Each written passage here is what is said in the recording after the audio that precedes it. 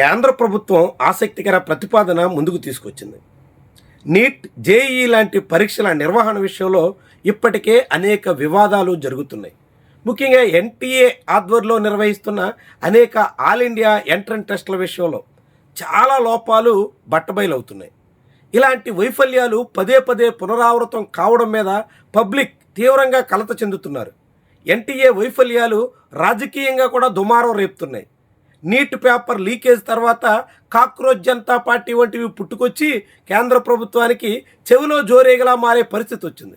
ఇలాంటి తరుణంలో పరీక్షల విషయంలో పలు రకాల మార్పులు తీసుకురావాలి, సంస్కరణలు అవసరం, అనేక ప్రయత్నాలు చేయాల్సిన అవసరం ఉంది అనేటువంటి మాట అయితే చాలామంది నోట్ల నుంచి వినిపిస్తుంది. ముఖ్యంగా కంప్యూటర్ బేస్డ్ టెస్ట్గా జరుగుతున్నటువంటి జేఈఈలో, దాంతోపాటుగా పూర్తిగా ఆఫ్లైన్లో జరిగేటువంటి నీట్ ఎగ్జామ్, ఇలాంటి వాటి విషయంలో చాలా రకాల భిన్నాభిప్రాయాలు ఉన్నాయి. అన్నింటినీ సిబిటి బేస్డ్లో జరపాలనేటువంటి వాళ్ళు ఉన్నారు. అట్లా నిర్వహించడానికి సిస్టమ్స్ సెటప్ సరిపోదు కాబట్టి ఆఫ్లైన్లో నిర్వహించడమే ఉత్తమం అనేటువంటి వాదన కూడా చాలామంది నుంచి వినిపిస్తూ ఉంటుంది. అలాంటివన్నీ పక్కన పెడితే ఇప్పుడు నీట్, జేఈఈ లాంటి ఎగ్జామ్స్లో పూర్తిగా ఆ రోజు జరిగేటువంటి పరీక్షకే ప్రయారిటీ కాకుండా అకాడమిక్గా ఆయా కోర్సుల్లో స్టూడెంట్స్ పెర్ఫార్మెన్స్ను కూడా వెయిటేజ్గా తీసుకోవాలి అనే ప్రతిపాదన తెర మీదకి వచ్చింది. అంటే జేఈఈలో +2 ఆర్ ఇంటర్మీడియట్ స్కోర్, నీట్లో +2 ఆర్ ఇంటర్మీడియట్ స్కోర్ కూడా వెయిటేజ్గా లెక్కించాలి అనేటువంటి ప్రతిపాదన ముందుకు రావడంతో దీని చుట్టూ చాలా పెద్ద స్థాయిలో చర్చ సాగుతుంది. నిజంగా వెయిటేజ్ తీసుకుంటే అది మేలు చేస్తుందా? నీటు లేదంటే జేఈఈ ఆ టెస్టుల చుట్టూనే పూర్తిగా కేంద్రీకరించి ఆ టెస్టులలో అనేక రకాల సమస్యలకి, అవకతవకలకి కూడా పాల్పడేదానికి తెగించి ఆ పరీక్షల కోసం ఏం చేయడానికైనా సిద్ధపడిపోతున్నటువంటి తరుణంలో ఆ పరీక్షల ప్రాధాన్యతకు తోడుగా అంతకుముందు అకాడమిక్గా చూపినటువంటి పెర్ఫార్మెన్స్ను కూడా పరిగణలో తీసుకుంటే చాలా సమస్యలకు పరిష్కారం దొరకొచ్చు అనేటువంటి వాళ్ళు ఉన్నారు. ఈ క్రమంలోనే ఇప్పటికే ఆంధ్రప్రదేశ్, అంతకుముందు ఉమ్మడి రాష్ట్రంలో కూడా ఎంసెట్లో, ఇప్పుడు ఎఫ్సెట్లో ఈ వెయిటేజ్ వ్యవహారం సాగుతూ వస్తుంది. ఈ ఏడాది కూడా ఆంధ్రప్రదేశ్లో ఈఏపీ సెట్లో ఇంటర్మీడియట్ స్కోర్ని 25%గా వెయిటేజ్గా తీసుకున్నారు. మిగిలిన 75%కి ఎఫ్సెట్లో ఆ స్టూడెంట్ పెర్ఫార్మెన్స్ని ఆధారంగా చేసుకుని రిజల్ట్స్ ఇచ్చారు, ర్యాంక్స్ దాన్ని బట్టే కేటాయించారు.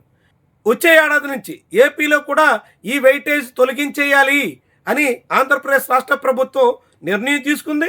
ఇప్పటికే తెలంగాణలో ఆ ఎఫ్సెట్లో ఇంటర్ స్కోర్ వెయిటేజ్ని తొలగించేశారు.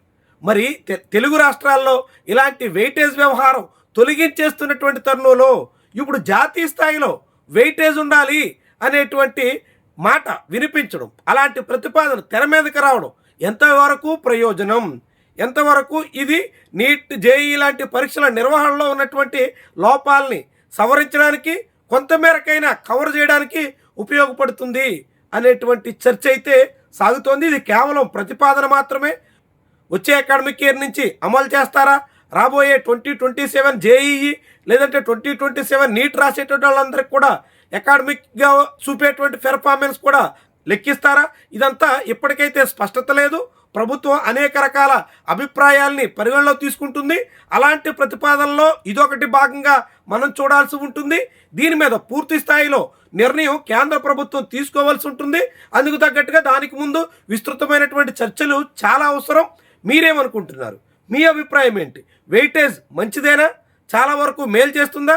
కాకుంటే వెయిటేజ్ ద్వారా మళ్ళీ కొత్త సమస్యలు తెర మీదకి వచ్చే అవకాశం ఉంటుందా? మీ అభిప్రాయం ఏంటి? కామెంట్ రూపంలో కూడా తెలియజేయండి. కేంద్ర ప్రభుత్వం తుది నిర్ణయం తీసుకున్నప్పటికి కూడా వచ్చే అకాడమిక్ ఇయర్ నుంచి అమలయ్యే అవకాశం అయితే లేదు. 2028 నుంచి అమలు చేసే యోచనకైతే కేంద్ర ప్రభుత్వం ఉన్నట్టుగా ప్రస్తుతం అందుతున్నటువంటి సమాచారం. ఏమైనా అలాంటి ప్రతిపాదన చుట్టూ ప్రస్తుతం చర్చ అయితే సాగుతున్నటువంటి తరుణంలో మీ అభిప్రాయాన్ని కూడా పంచుకోండి. Thank you very much for watching.